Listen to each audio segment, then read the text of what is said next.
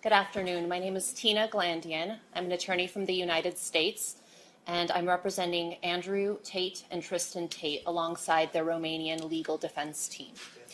We were in court this morning where the defense team made extensive legal arguments. Am fost la Curtea de Apel astăzi, unde echipa apărării a făcut demersuri majore, pointing out the lack of evidence against the Tate brothers. în care s-a pus în discuție ca motiv principal lipsa probelor în cazul fraților Tate.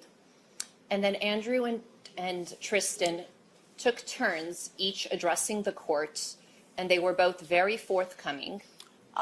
Andrew și Tristan au dat declarații pe rând în curte și la Curtea de Apel și au fost niște declarații importante.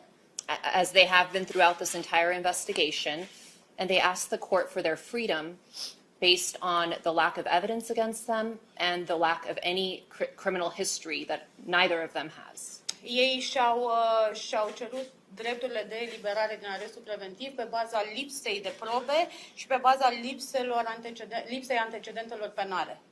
There were also additional factors mentioned, one of which is the fact that Tristan has a new 3-week-old baby who he has never met because he's been... Just a second, Tina, because I need to remember.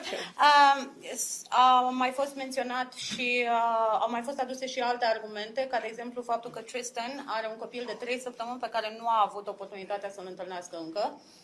Because I was going to say he's been in custody, the brothers have been in custody longer than his baby has even been alive. Pentru că frații Tate sunt în arest de mai de mult timp, adică nu a apucat să-și cunoască copilul pentru că a fost arestat înainte, a fost reținut înainte de a-și putea cunoaște copilul. We are now awaiting a decision by the court, and we are hopeful that they will do the right thing and let the Tate brothers out of custody. Așteptăm încă decizia curții, sperăm să avem un răspuns până acum, dar, cum știți foarte bine, nu se poate anticipa ora la care vom avea rezoluția.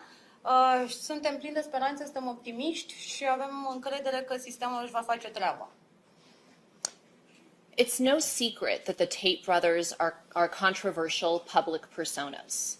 Nu e un secret că frații Tate sunt persoane publice controversate.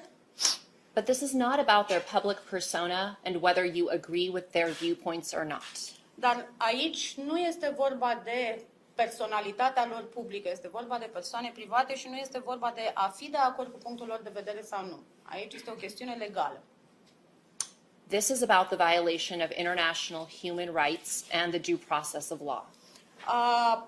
Se pune în discuție respectarea drepturilor internaționale și violarea drepturilor internaționale a unei persoane și de procedurile legale care se aplică în cazuri de genul acesta. So far, the system has failed. Până acum, sistemul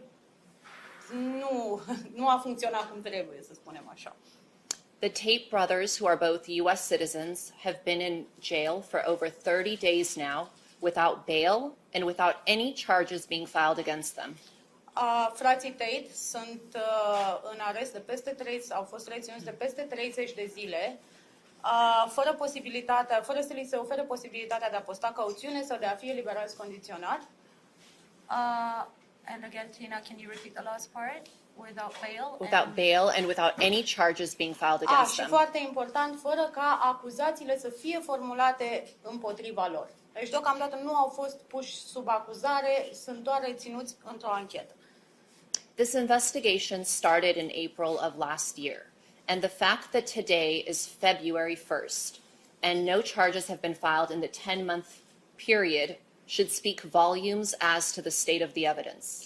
Faptul că această investigație, această anchetă a început din aprilie și suntem acum în februarie, deci este aproape un an de când a început această investigație și totuși nu au fost puși sub acuzare, spune foarte multe despre probele existente în momentul de față în dosar. The continued detention of the Tate brothers under these circumstances is a violation of international human rights law and of the EU guidelines, and Romania obviously is a member of the EU. În momentul de față, reținerea și prelungirea arestului preventiv, noi considerăm că constituie o violare a drepturilor umanitare internaționale atât în ceea ce privește legislația internațională, cât și legislația României, care în mod cert face parte din Uniunea Europeană și se supune regulilor și regulamentelor din Uniunea și legislației Uniunii Europene. So despite what anyone's viewpoint might be as to the Tate brothers, and if they agree or don't agree, everybody should be concerned about this global issue. Noi considerăm că este o chestiune globală și indiferent de părerea personală pe care o are cineva, dacă rezonează sau dacă nu rezonează cu stilul de viață al fraților Tate, cu felul în care ei își expun viața și aleg să-și trăiască viața personală, aceasta este o chestiune de interes global în ceea ce privește și creează un precedent în ceea ce privește violarea drepturilor omului. My firm has joined the Romanian legal team because we want to ensure that our citizens are protected when they're abroad. Firma pe care Tina o reprezintă, a decis să se alăture that's great. A decis să se alăture echipei din România pentru că vor să se asigure că cetățenii americani sunt protejați cum trebuie și că le sunt respectate drepturile cât ei se află pe teritoriul unei alte țări, indiferent dacă aceasta este România sau orice altă țară.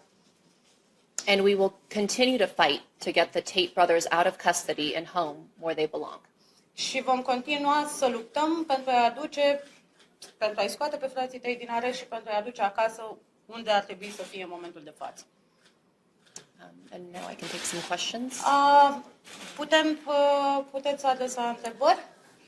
Please. Hello, hi, Lucy Williams from the BBC News. Just a couple of questions for you. Could you just explain a bit more about the violation of international human rights law, how you see the case? And also, Andrew Tate has said himself that he has multiple passports.